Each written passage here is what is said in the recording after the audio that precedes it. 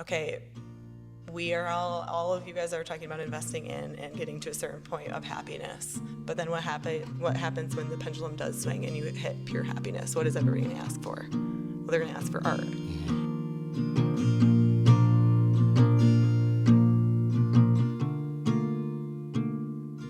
Yeah, they can wait. Okay, Hannah, I really want to start where we first met, but the reality is most people won't give a shit about the fact that we met each other at Winchester like 15 years ago, it feels like at this point. However, the one thing that's true about the time that is still true to this day is that the care with which you gave me as a server all the way back there, I still see a very straight through line all the way through to how you take care of artists, take care of the city, take care of your family.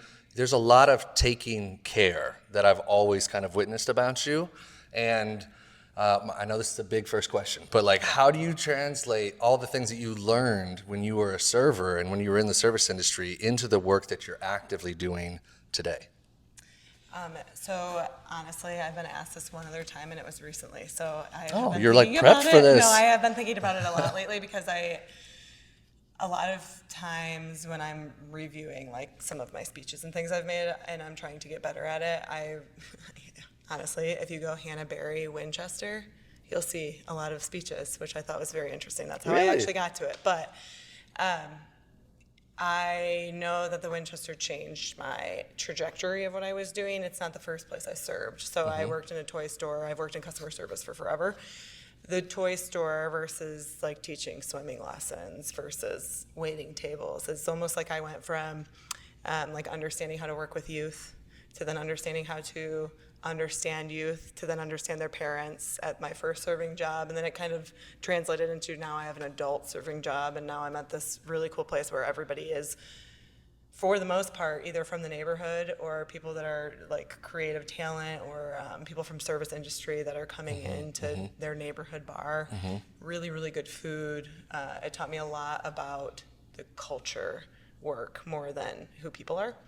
And I think that has translated then into making real relationships and having so many relationships and hearing so many different stories for so many years. You make a lot of friends. You make some enemies. You don't even know if some people don't like you. You know what I mean? And so it's kind of like it's been a journey of understanding the way that I communicate and then also being able to make money, I guess, at the same time. So I don't know. I've always looked at the service industry as like, yeah, it's cool, and it's a lot of people are like, servers make too much money. Maybe that's not the same thing anymore, but servers were making a lot of money at some point. As it should be, for the record. And that's where I'm like, and I completely agree, and that's part of it. It's like the hustle culture of serving tables. This is the hustle culture of real estate. Of any Correct. hustle. Yeah. So that was where I learned how to work really, really hard, but then work for the community really hard, but then also know that there has to be a payback so that you want to continue to return to do it. And so that doesn't only go for me, that goes for everybody else that you work with. I think that's also something that I learned, in the restaurant industry. When a restaurant's slow, you get cut, right? And you just leave. And most of the time you arrange it so it's like, now I can have my perfect day off, or I made exactly what I want, I can go home. It's not the same. In gig economy. No, so definitely understanding, not. right? So understanding You don't get to go that, back to the same spot the next day and potentially get the same amount of money. That doesn't happen. Right, and or like sometimes people don't want to be cut, right? They need the job, and I think a lot of times that's something that might be taken for granted in the service industry, and that I go back to, like, if you were to go do something again, I'm like, oh, the flexibility of just being able to come and go and make money and work where you want. I think that's like the most interesting thing that I still love about my job. I can still go, leave, pick up. We're not tied to a city, we're tied to creatives. So That's cool. You can set that on the table if you don't want to hold it. it's going to be like right in the way, though. No, it's not going to block your face, Yes, though. it does. Is it block? Is it in the way if it's right there? Okay. Cool. All right. Well, obviously I gave a little preview, but how would you describe your journey? Like, if you're giving like the elevator pitch and you've got like an executive cornered at a networking event, and they're like, "Oh, I really want to hear your story." How do you say, like, "Oh yeah, this is my journey, and this is how I got here today"? Well, it depends on what kind of executive you're meeting with. In a controlled setting, I usually talk about or people are like, oh, you must have been an artist, you must be an artist. Obviously, I give artist vibes. And I always am like, yeah, I would love to continue to create art. I have been making art for a really long time. I have a lot of ideas of things I want to do, but there's like a lot of room for every creative, and there's 4 walls per building until you can get a municipality to understand how to work alongside of the creative class. Then there's not as many opportunities. So that's kind of where I've like let myself go. But I would say from the beginning, it's been a transition. So like at one point it was, oh, we're a wedding venue that hosts all these different events. And when you have your events here, it pays for the public art. And then we had so many events. And now I have all of these people working in events that want to work in the arts. And so it was, how can we do both? Well, you can't do both and have kids and have a life. Yeah, right? yeah. You know that. Yeah. So transitioning from that mission statement, which still people are like, hey, I'll meet you at your building. Somebody came to my building today.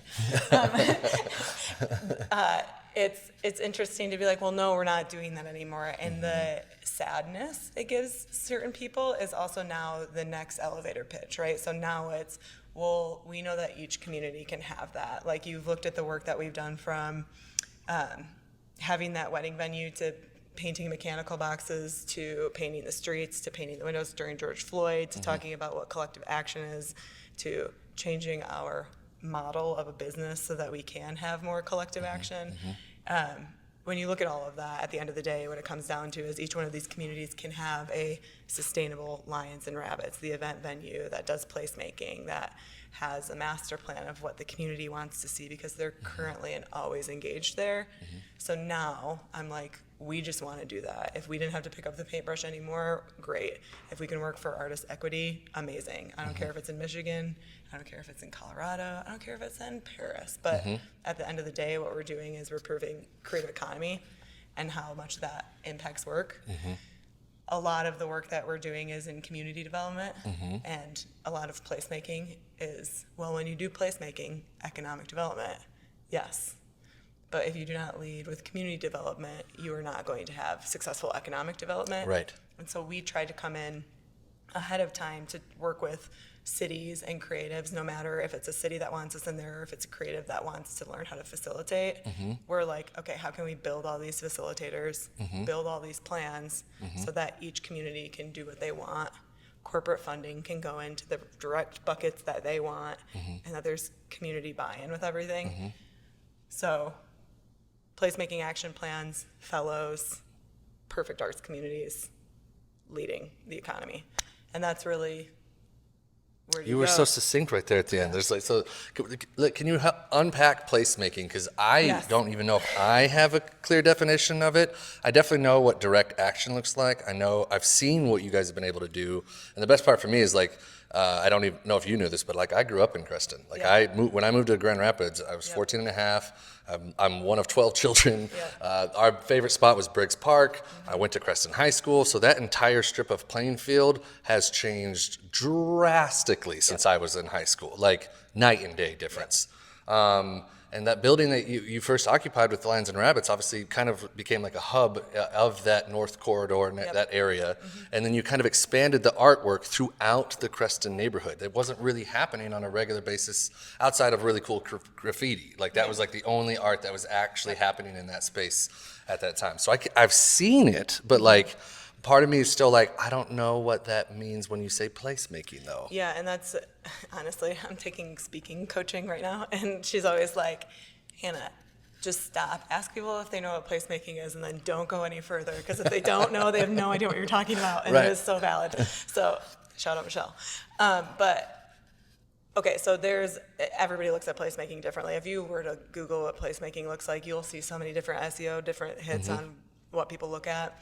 And for us, there's two different sides of what we're doing. If you're talking about placemaking, there's third space. There's parks, there's sidewalks, there's crosswalks, there's walls, there's spaces for lighting, there's spaces for sound, right? Like it's all the things that bring a community together, all those little different areas that people tend not to think about at all. Correct. What's their Willy Wonka land? Is it super, super subtle? Is it really boisterous? Is it who are these people and what do they want to see?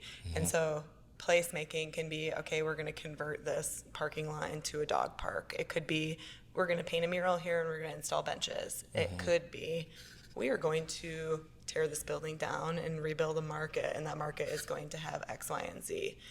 What we look at is, yes, you can build buildings. That's great. Somebody else is going to do that work. Yes, you can do curb extensions, curb cuts, change where the buses are.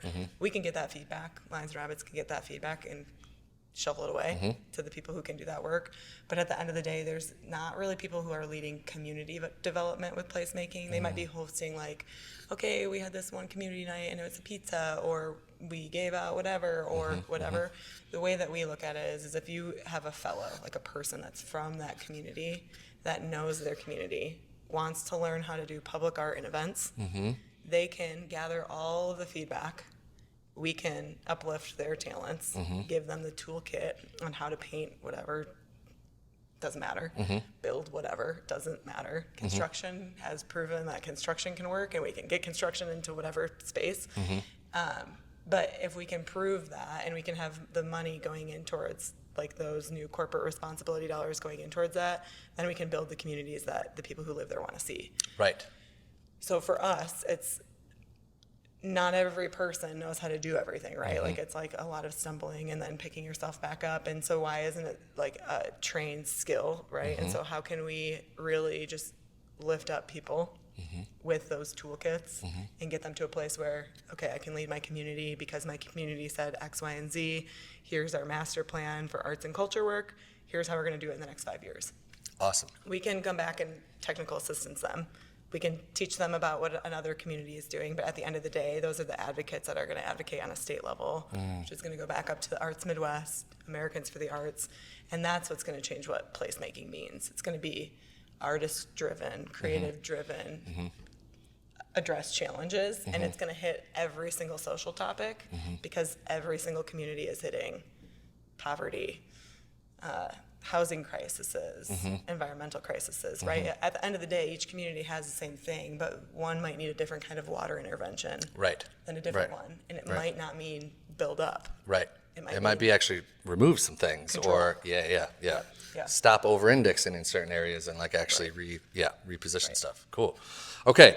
I'm going to pivot away from like some of the normal definition of stuff, mostly because like I want to hear, like, as I don't think I've ever actually asked you this question. Like, clearly to me, you've always been an artist, and an artist isn't necessarily someone that just is in the act of making something. I think it was Tolstoy that talked about like art is the way that helps you like describe a feeling, like the translation of that. Someone's art will help you understand your own feeling state a little bit more. I'm definitely butchering that. Anyways, what originally drew you to art though? I don't know. I don't know, my whole life. I don't know. I've loved art for my whole life. Do you have any inciting incident when you were younger, or like walking into a museum or meeting someone who's just like, no, this is it from the jump? One of my aunts was a calligraphist, or is a calligraphist, and maybe that is where it came from because she had like a little house studio, and I thought it was so cute. But yeah, I don't know. I have literally no idea, but like literally since I was a kid, and I wasn't like a coloring book kid, I was like a paper and build fort kind of. But if I wouldn't have had a kid Active, so young, physical, I probably would have gone into architecture. Oh, really? I think so. Okay. Which like was not a thing. Now I'm like, oh, maybe urban planning. That's right. I don't know. Cool. Always. Sweet. What led you to treating art as a medium for impact, not just expression? I have a couple stories, but I don't know which one. Okay. Man, that's interesting. Okay, so I went to school. I went to Kent Skills Center. That was like, what's it called? I went to KCTC for cosmetology school. I remember I was KCTC. like the only person I was in a very small school, so to get a lottery ticket to get into KCTC for cosmetology was like unheard of. So I graduated high school when I was technically 16, walked with my class when I was 17, but went to that school, and then I had a teacher there who was like, you love doing this, but do you actually like doing this, or do you like color theory? Because I was Yeah. Really into color theory. Could You're like, I'm going crank to up- dye everybody's hair. Oh, Like, man. let me do this You part. wanna Yeah. see the fastest highlighter, and That was me. you. But so that's when she was like, "Oh, have you ever heard of Kendall?" And I had obviously gone to things downtown Grand Rapids at that point a few times, but then I went and toured Kendall, and I was like, "Oh, this is amazing. Well, I can't afford this, but I'm going to start at GRCC." So I started taking classes at GRCC. I had a photography teacher that was like, "Why are you making this?" Like, thought it was like so philosophical, and it was just like me joking around with my friends. And then I was like, "Oh, maybe it does mean something." So I just like kind of stumbled into it. But I would say that when I started like actually wanting to make art that made a different story that wasn't around like just being funny, the next thing was like, okay, my life journey with Hayden. And so that was like my Kendall period of time. Like, she came to school with me all of the time, and it's always dirty and things like that. And one of my teachers was like, okay, so are you ever gonna sell art, or are you just gonna make art about your kid? Which I thought was super interesting, and I was kind of like, whatever. And I still am. Why couldn't it be both? But I yes. still, well, and there is both. There's room for both. And then I was like, well, why am I only making art about this? And it's exactly what you're saying. It's like this form of healing. I shifted completely from that. And then I started making all this other art. And then I met Jasmine Bruce, who's an artist who makes all of her art based on healing. And I know her deeply. And I'm like, oh my God, like, yes, and, right? Like, also, if you don't want to for 10 years make art about healing, you don't have to. If you want to, like, right now, I'm like, I want to build a playground. But why do I want to build a playground? Because I want an intergenerational playground. Why? Big picture, same mission. Will it look funny? Probably. So I think there's like a, I've always had like the same storyline, but now I'm like, okay, it's concise on the reason that I want it. I don't think that I had that until I watched another artist successfully do it and vulnerably do it. That makes a lot of sense to me. What is, now that you've been in this game for a while, and it's obviously not just been a straight path in regards to how it's all kind of come together, you definitely seem to have a ton of clarity around some of the things that you actually want to take and pursue. But I would even say that you've even been successful so far in regards to like all these things. And like from the outside, I think everybody would be like, oh yeah, I know exactly who Lions and Rabbits is, that kind of thing. Even if they actually don't know exactly what you do, which is, that's going to be a forever thing of like people understanding. But I'm curious for you what success looks like in art and community at this point, especially for you.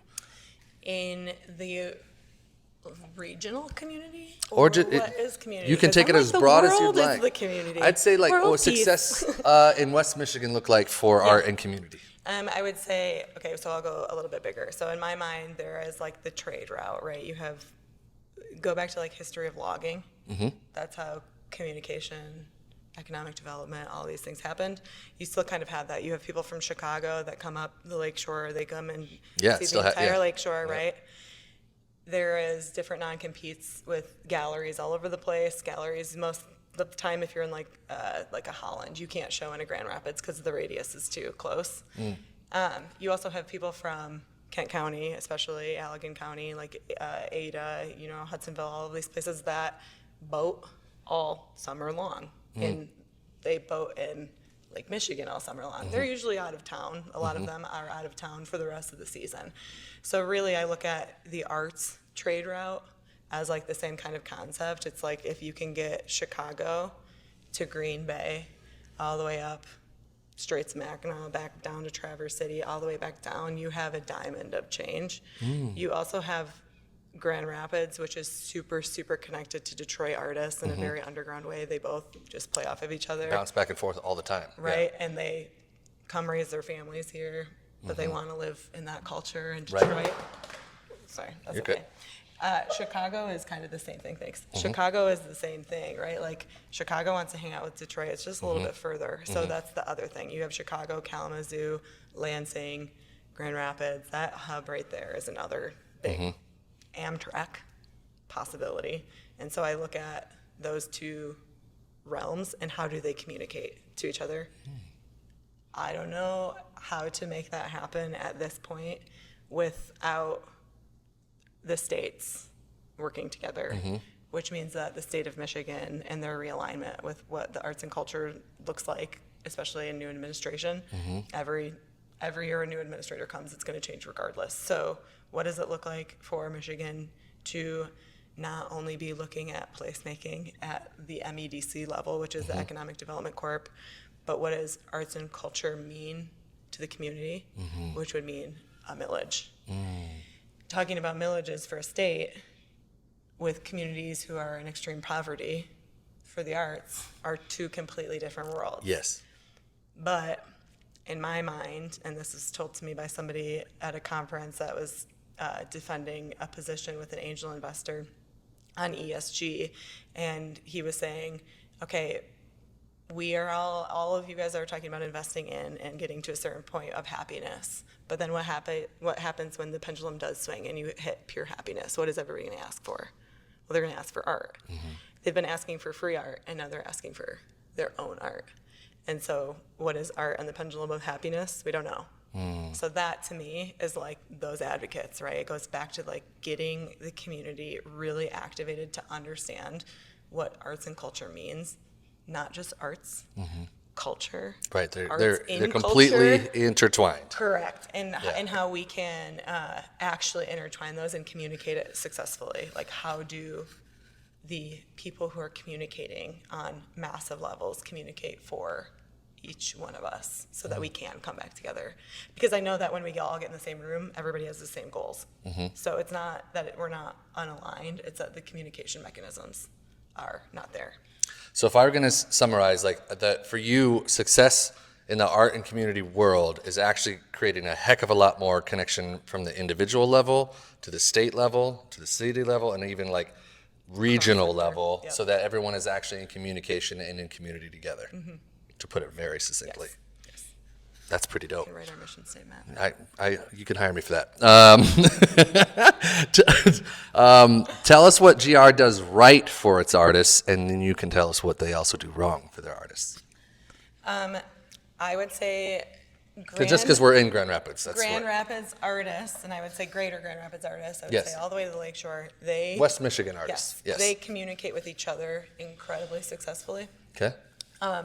Obviously, there's egos in every sphere, but when it comes down to it, and this has actually been proven from some data collection that I've looked at through other companies, the interactions that artists are having online is an educational experience and where they're uplifting each other. Yeah. Very, very different than most artist communities. Really? And Grand Rapids still has a scarcity mentality because there aren't very many paid opportunities here. Right. There's no arts council, no arts millage. So what does Grand Rapids do right? The artist community supports the artist community. What does Grand Rapids have the ability to do better? The same thing the entire state has the ability to do better, is to get those cross-sector partners dollars engaged in the work that they're doing. Communication. And not just in pockets where they're clearly just trying to uplift an image of a city. I think we all know about those. Also part of that, yes, and like I'll go into, like Creston was in a deficit, and now it's not. It's now not landlocked, but it's still a part of Grand Rapids, but it doesn't have the same money as the neighborhood next to it or the neighborhood next to it. And now there's no neighborhood association here, and this one's changing here, and now they're doing greenways and gateways. So in my mind, like we all talked about the city and the city, but there are 7 Yes. cities in Grand Rapids. Absolutely. So a unified Grand Rapids, that's a start. I don't think that you need to unify some of those suburbs the same way, but I do have issues with some of the cities, and I make reference to, I'm in all these strategic planning meetings with you guys. You're bringing people up from out of state, which is great. I'm learning so much too. It's honestly an incredible opportunity for me. But we're talking about water, and we're talking about how somebody's going to put their kayak in here, and then they're going to get out in their kayak here, and we cannot talk about that connectivity because you're 2 different cities. Right, which doesn't make any sense. It's the same thing as all of the cities. So if we can connect them through, I want to be in this place, and I want to go to that place, and we like them too, then that's a really good spot. Right. It's almost as if like some universal like kindergarten rules still apply in every aspect of our lives. Like if I take care of you and you take care of me, things will actually be better for everybody. You pick up all the pink carpet squares, I'll get all the blue ones. Yes, this isn't rocket science. Like it's literally like if I get in the canoe up in Rockford and like float all the way down, hopefully there's a bar that I can put my canoe in, and then I can go back if I wanted to, and maybe there's a boat service that can help me too. Exactly. But they're all connected, and both cities are going to win because of it. Right. Yeah. Okay. How are we doing on time? Want to be mindful. 2:50. Oh, we're doing great. Okay. I'm going to come back to this question. All right. What do you wish more people knew about the artist experience in this city that they don't know about? And I'm talking like people that would not call themselves artists, because Grand Rapids is chock full of people that we've gotten very lucky to know. I feel very fortunate in this town to like know a ton of them. Yeah. A lot of them have moved away. Some are moving here now. Like it's a very interesting, how it all kind of continues to flow. But what are you constantly trying to let people know that aren't artists about them? There are a lot of things. I would say on a positive side, I would say that most of the creatives that are here are from here, and they have stayed here. So when you see a lot of the art that's up on walls, or parties that are had, or DJs, or album releases, they're like people who grew up in 49507, 49505, like literally exactly what you're talking about. Zip code specific artists, and I think that that's been something that we've been able to really, really maximize in all of the different neighborhoods, is being able to be like, well, for this open call, artists from this district will be weighted heavily. I would say that that's really, really successful in Michigan, or in at least West Michigan, and even when the out of town artists come in, the in-town artists love to learn from them. So I don't think that people really see that, because they wouldn't see it unless, right, they're working on it. They don't see like somebody like Elliot Schultry, who has Grizz as one of his clients, painting a crosswalk with somebody who is just graduating from Grand Valley, or an apprentice, or something like that. Like nobody sees that. I would say the thing that they don't know is while like this, okay, not everyone is an artist. There's a bunch of creative fields, so let's start there. Placemaking. A lot of people don't know what placemaking is. So when you talk about creatives and you talk about the change that they can make, I don't think people really understand that. I'm always talking about Americans for the Arts have this like big wheel on their website, and it's like, how can artists impact travel, transportation, housing, whatever. And there's one section of it that talks about the chambers that successfully work with artists, and the work that they are able to bring into corporations maximizes corporate economic development on a massive level. So like if you look at some of that research, it's like 80% of corporations don't think that they have the creative talent that they need at their top executive level. 5% of them would hire somebody with an arts degree. Right. It's almost as if they don't realize their own Creative problem solving. Yeah. So, like when I watch the Barbie movie and like they go to the Ken board executive meeting, like that's like working with city management in a lot of places. It's like, okay, well, this is that city, that city, that city, that city. Okay, now we finally, okay. So the state of Michigan in what arts and culture looks like, we all know is 5 years behind in LA. My whole thing is, yes, people come back to live here, but they come back to live here because their families are here. Right. They usually do not come here for a job. Right. Unless they're in medical or something like that. So if we can... Or furniture, yeah. Correct. Well, even barely anymore. Yeah. And so... It's all been democratized pretty heavily throughout the world, yeah. And furniture is not as thriving of a business as it used to be for our region. I mean, a lot of things are made overseas, especially like tool and die. There's tool and die, right? Yes. Like I could go on forever about cross-sector because I know way too much about it. But at the end of the day, what does somebody like Modelo want? They want access to communities that want to push the things that Modelo loves, right? Which is sports, early education, healthy families, drinking responsibly. So if you can tie all these things to these social missions, right, it's great space. but there's not very many people facilitating that work. And so when you look at people who are like you said, everybody might not know what you do, but whatever. The way that I talk about it in certain communities, I'm like, yeah, you know those railroads? Yeah, that's us. Yeah, you had no idea. We came in the middle of the night. We're like the backbone, trying to make sure that everybody can get a taste of it so that they can do it on their own. That we have very weird groups come to us because of that. They're like, hey, can you get us engaged with the feeding hunger campaigns in this district or this area? It doesn't necessarily mean they're going to work with us, but they see the impact. Right. They see that you're clearly tying to these different communities in these different sectors, and you have the actual relationship that they've been wanting and or trying to get, but don't necessarily know how to. Which is through facilitation. And so if we can raise all these little facilitators, little Hannahs, right? Then Hannah doesn't have to be the face of. It's every community has their representative that they can come to.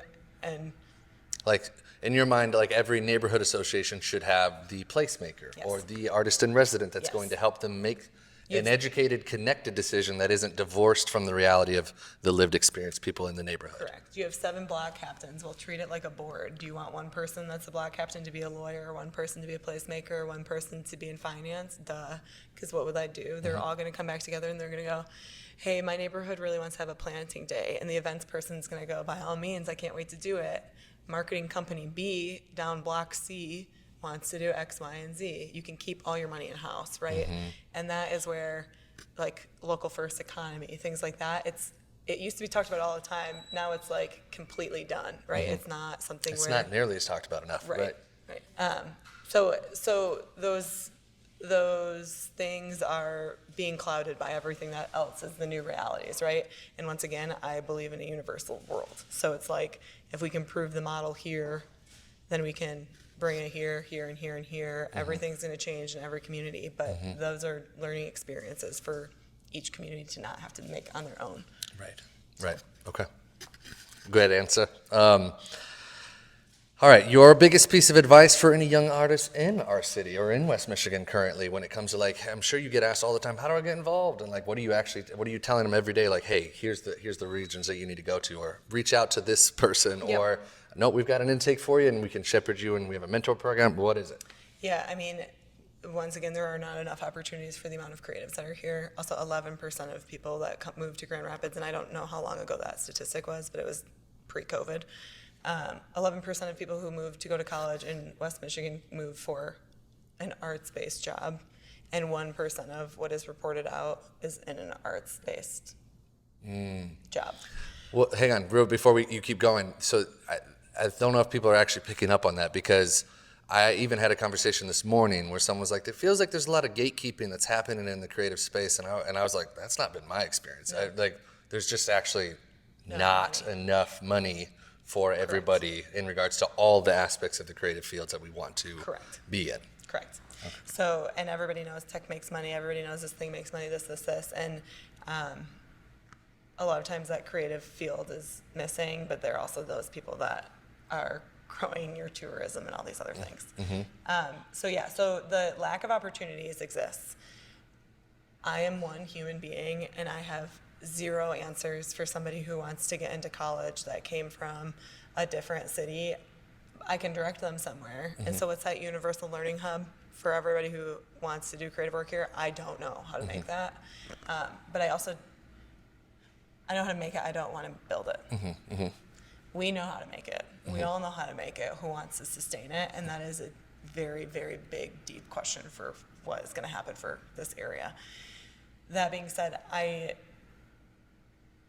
there are so many organizations doing cool work. So if you want to have a party at the public museum, I'm not your gal. The public museum's your gal, right? And there's people that want that to happen there, and they're actively like, please. 100%. Yeah. Also, people who work here are staffed here because they have an innate knowledge of what they're doing. So go to them. Don't come to me for everything. You know what I mean? It's almost like you said about gatekeeping. It's not gatekept. It's that there's not enough facilitators and there's not enough time in the day. So it's like, can I come to every art show? I would love to. Right. I can't at this point. But can we figure out who the artists in the community are who can, and can we figure out some of those cross-sector people that can? Yes, absolutely. But once again, it's that communication hub, and we got to figure that out first. That communication hub is a resource hub. With that all to be said, and you want to be an artist and you want to work in public space, start small. Start on a sidewalk square. Start as an apprentice. There are so many things you can learn about the different paints that you use for different surfaces. If you want to show artwork, go to All Artworks. If you want to work with any kind of education, Grand Rapids Public Schools would love people to work with them during the school day. Artists creating together, artists with disabilities, there's Arts in Motion, dancers with disabilities. There's so many different organizations that need volunteers. And once you get in, you'll get in. You get into their community. Their community is donor funded. We're in a very weird spot where we're not really donor funded because we're kind of the rebels, I would say, of the area. Or we are like a consulting agency, whereas people don't see us for all of the work that we do.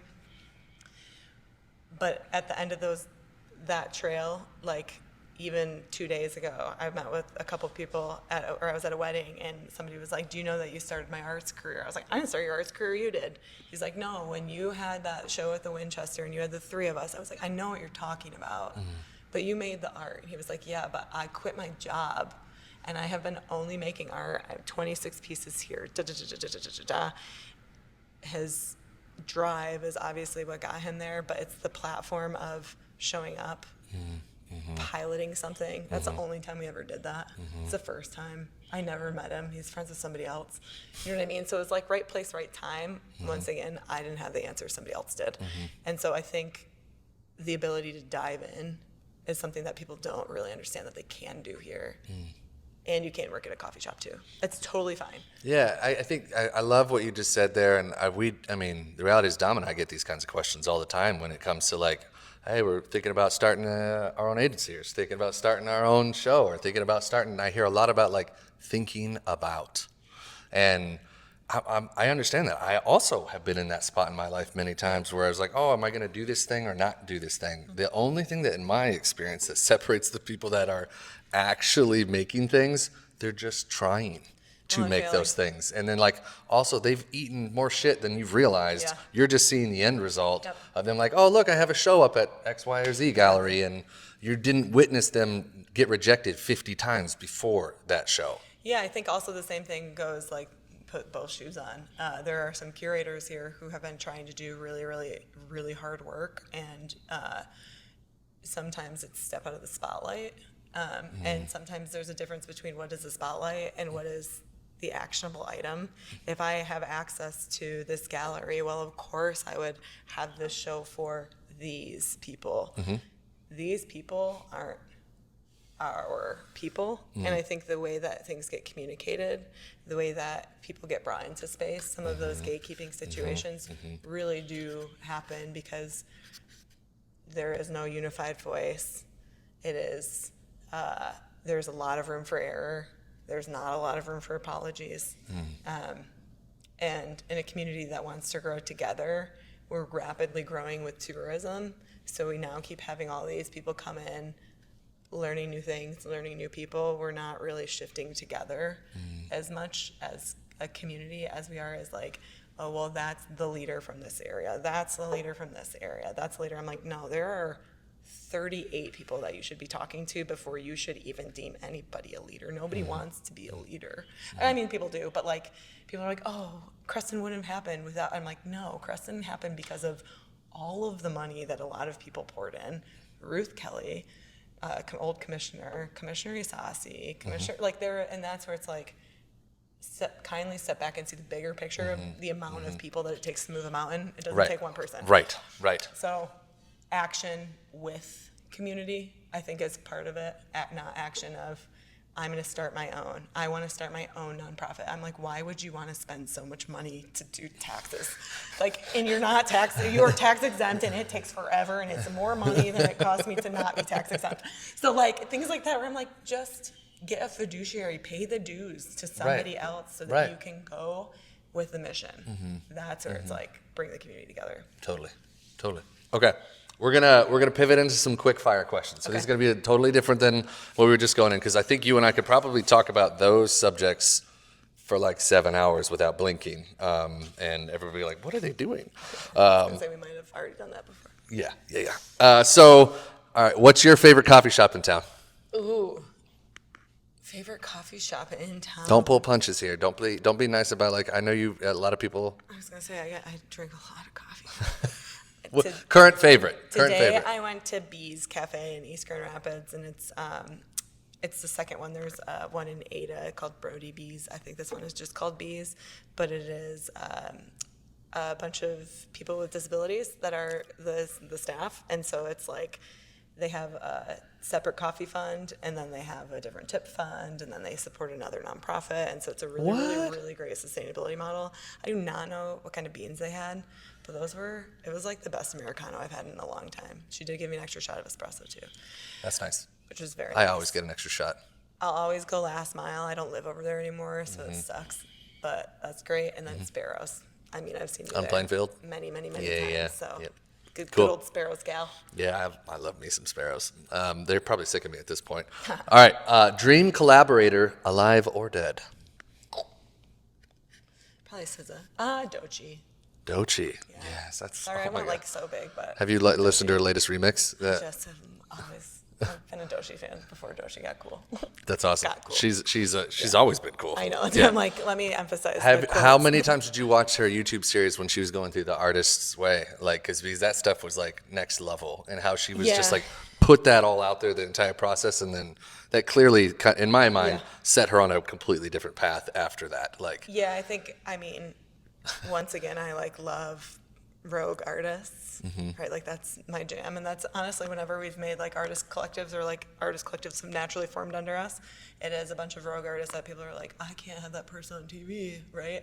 I'm like, put that person on TV because they're so mission driven and so focused, and I think because my put on TV has always been news, not open stage, Right. It's not YouTube. Right. I like watch people like her, and I'm like, oh man, she's gonna change the world, right? Like she's got voice, power, and energy, and she hasn't been put into a box. and a very specific point of view Oh that my is God, different she's than everyone around so her. good. Yeah. She's so good. And yeah, like just her mindset of I wanted to do it, and I know I wasn't gonna be good, but then I learned how to do it. I'm like, dude, that is what every young woman needs to know. Yeah. That's cool. That's very cool. Okay.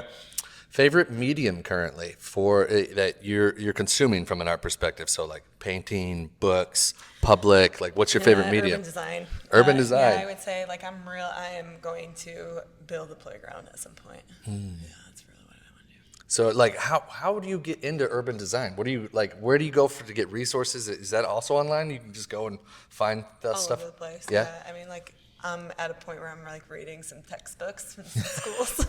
Not gonna lie, but I also like I sucked at math, and then I had to learn how to paint a railroad, and then that is like a very three-dimensional object, right? And when I got the understanding of like apply it to something that you care about, that's when I started to really understand math behind all of this stuff, and I was like, see, this is architecture. Which then if you go into urban planning, it's not like, or okay, so like if I could be like Gaudi, right, like and make my crazy insane world, then I would be an architect, but really just make it inside and outside, which would then be urban planning. Cool. Thank you. Local artists people should know about that they don't currently know about. I already shouted out Jasmine, so I'm gonna shout out Kim Wynn. She is very quiet, so that's probably why people don't know who she is. If they don't know who she is, but she's an incredible artist. She has done things for so many things, like she just did a Sephora thing. Really? Yeah, oh my gosh, she's so good. She built our board game, and when I tell you she built our board game, I was like, I want the game of life. I want every artist who's painting a mural this year on the game, and these are the shapes. And like She just did it. that, and then she made the career cards, and it's like pictures of people's faces and things like that. Houses cards, like Madison houses, and like Baxter neighborhood. Frank Lloyd Wright house is like the most expensive house you can buy, right? It's like a Grand Rapids life game. But I didn't give her like a board. I didn't give her like, I was like, it's the game of life, don't you know? Yeah, you're gonna spin, and they got to do these tasks, and she's like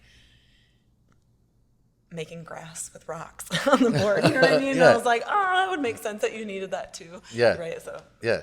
God bless her. Yeah. That's awesome. Okay. Favorite song that you have on repeat right now? I don't know.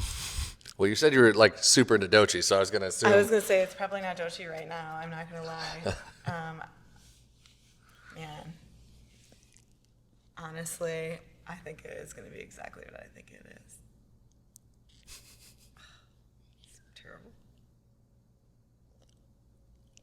I also am not that much of a music person, so I never know who I'm listening to until I'm like, You gotta look. I Wait, know all of those words, and that's what they look like, and that's what their kid looks like, and I think I listened to them on podcast. This Must Be the Place by Sure.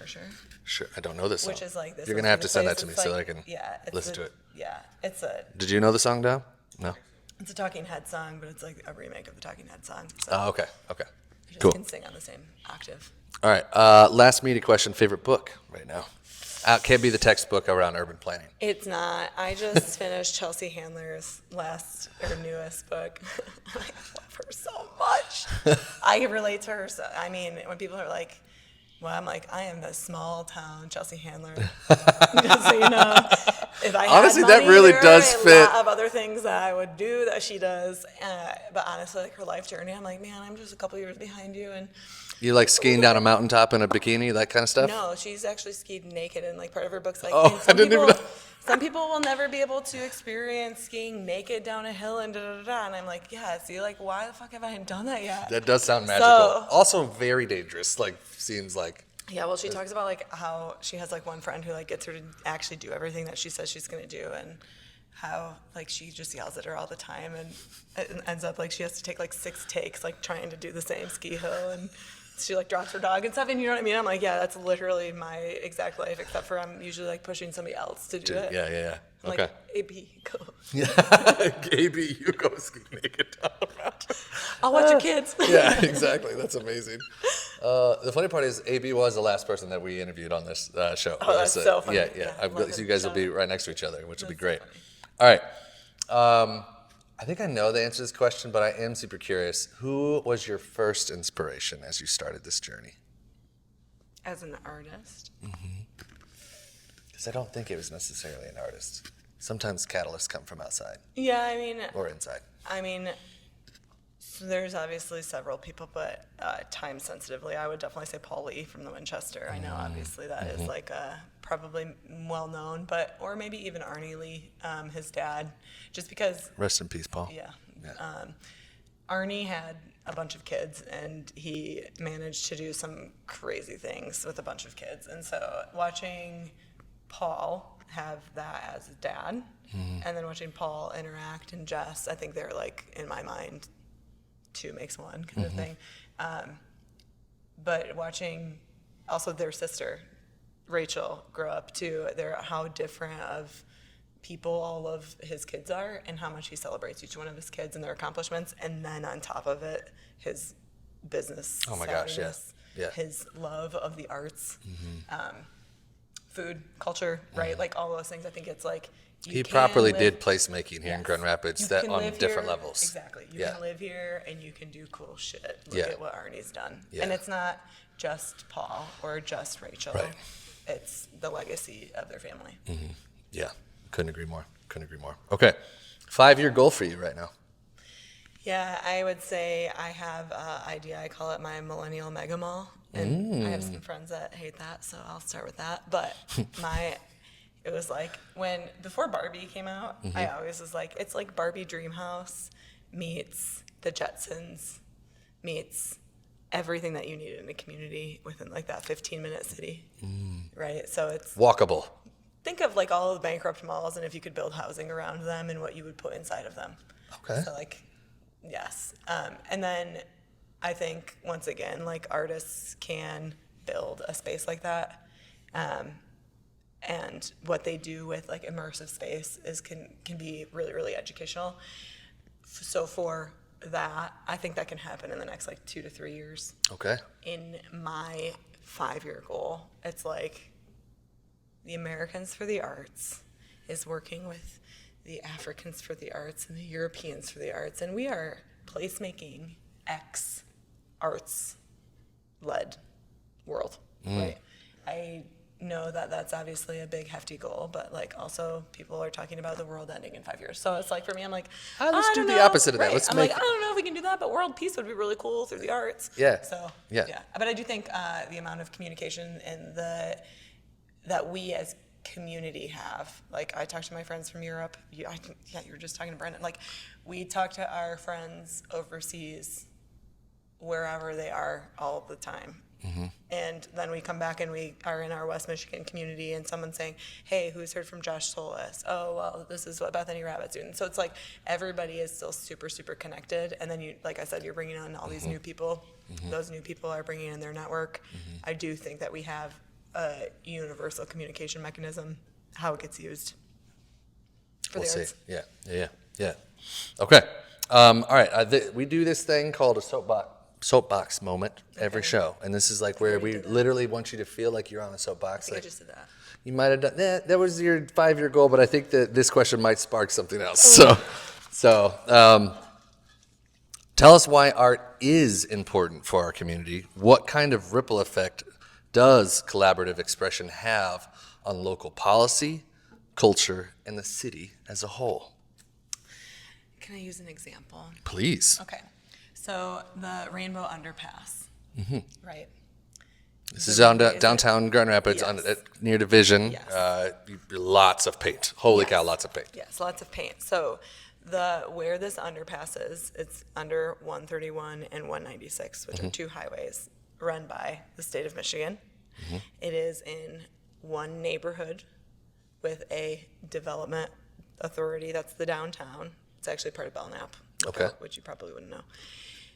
It is under trafficked because for safety reasons, but it started to be lit. Like they lit it a couple of years ago, so it's progressively better, right? Whatever. It's within the neighborhood of Cruston, right? My focus area. The walk score is one of the worst walking scores in Grand Rapids. Yep. There are very few walkable jobs in Cruston neighborhood. So where do they walk? They walk to the hospitals. You're either walking fully uphill or you're walking straight and then up. And so all of it plays into ADA accessibility, walkability, access to jobs, keeping your house when neighborhoods are getting gentrified, pushing policy for a city, working with disability advocates to make sure that it's a safe and successful project because somebody who might have vision impairment might not see it the same way, right? People who can't see the difference between green and red see it a different way. So a lot of what we do with projects like that, you might think it's just this rainbow underpass. If you look at some news articles, people are very upset that it's a social movement for pride, which by all means, go for it. I love that. I'm like, yeah, that's exactly what I was thinking. Same thing with this building too. But the whole message behind it, it hits so many different social issues, and to be able to paint an underpass in Grand Rapids was not allowed until then. So I was just like, how can we use as much crowd-funded money as we possibly can to get all of this MDOT property unlocked so that artists can paint in all of these places, and so that it's not something that's taken over by a festival or maybe it's a mega run or something like that. It's artists created in the hands of the creative community before it becomes a policy around another policy. We also were the first organization that's not an institution allowed to paint in the city of Grand Rapids. Really? So it was a commission vote. Okay. And that's because what happens if you go out of business? Right. Well, look at all of the art that we've been able to maintain. Well, how have we been able to do that? Because we understand maintenance of art, and I don't want the creatives that work with us to not have their art made anymore. So we Right. put money away so that if somebody's going to graffiti it, we can fix it, whether it's us or the artist. And I think all of that goes to show, like, it's the intention behind why. And you would literally never know that. You'd be like, oh, it's a rainbow and people get their headshots on there all the time. I'm like, yes, it is. And now watch all of the crazy shit that happens from all the underpasses everywhere. Same thing with the railroads. Like, it took us almost 3 years to paint the railroads in Cruston. We painted the same exact rail train in Ada that next year, which then can carry on, carry on, carry on. We couldn't do that without the help of the people who got it policy pushed in Muskegon. So it's a how do we get to yes is kind of where the whole brainwave is. You can get to yes when you have indisposable income. Right. Most of the time, cities don't want creatives to have indisposable income. Right. So Right. that's Okay. why we shift. Okay.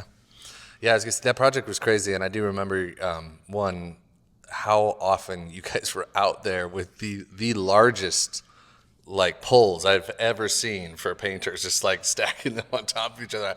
I didn't know you could put that many poles together to make painting It's happen. one pole. That was just one pole? That thing is huge. We have jokes about how we would like put it down to the side and we would like throw it and rip it up so that somebody would like get it straight because they're so. I think it's inertia, velocity, maybe. I don't know. That's funny. Okay. Is there anything that I didn't ask you about that you hoped I would ask you about? Or is there anything that you'd like to shout out that's coming up for Lions and Rapids and or the community that needs to know about the Sure. events that you guys have going on? Yeah, we have East Grand Rapids After Dark on June 7. That will be really, really great. It's in Gaslight Village. We have several vendors. We have the soccer team that comes and does the 3-on-3 soccer we play. Okay. They'll be out there, a trampoline park, lots of performance artists. It's really, we do these street parties because we can not only celebrate all of the makers that are in the community that we can do, but all of the different performance artists. So we have a person that used to live here. She now lives in the Bay Area in California who works alongside of us on events out there. She coordinates all our performance artists. So we have some Coachella performance artists coming Cool. out. We have some local performance artists. This is all coming June to 7th? it. All June 7. Okay. And so part of our thing is like uniting that creative community. With that being said, we are working with 3 different facilitators, one in Chicago, her in the Bay Area, and then one in Detroit. So we have a bunch of random things coming for the next year in all of the areas. Oh, trying to very cool. expand Very cool. their creative talent without having to work with just the municipality, working with the creatives there. Sweet. Very cool. Very exciting. Anything else that you would like to tell us about or anything that I didn't ask you about? I don't think so. You crushed this.